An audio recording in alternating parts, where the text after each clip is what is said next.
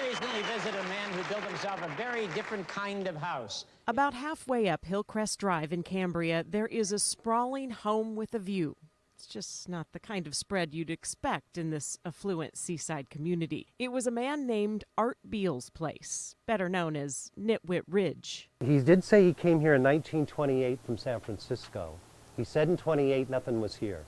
He said this was a bare piece of land that he paid $500 for.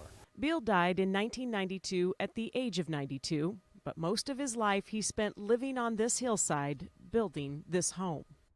And the only help I had was me, myself, and I. He liked the abalone shells. Those are throughout the property. Michael O'Malley owns the place now. He knows all about the guy who built it and has no plans on changing a thing. But you look around, there might be more beer cans than abalone shells. Truth is, O'Malley can't do too much with the place. It's a California landmark now. So he gives tours teaching people about the guy some called Der Tinkerpaw, Old Art, or the Nitwit on the Ridge. He had a special use for his toilet seats. He would actually use them for picture frames. Beal collected garbage for a living and for his living quarters. Every inch of this eclectic estate is made of something Beal found, made, or saved from ending up at the dump.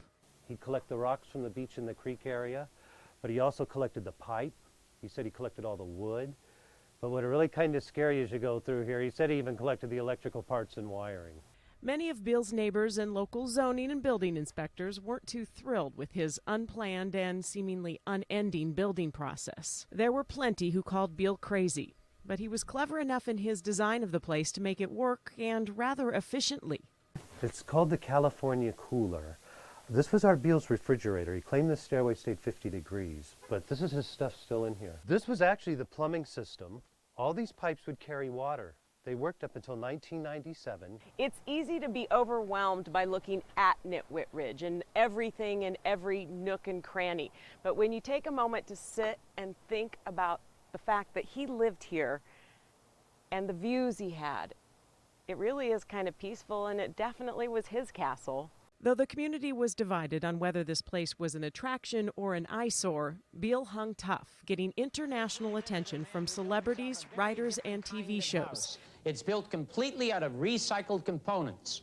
It brought enough support from enough people, he managed to live here legally until he was into his 90s. If he didn't like your looks, he'd go out there, start shaking his fist at people, say, "Move along, small change." This cantankerous Cambria character was as much of a tourist attraction on the North Coast as the home he lived in.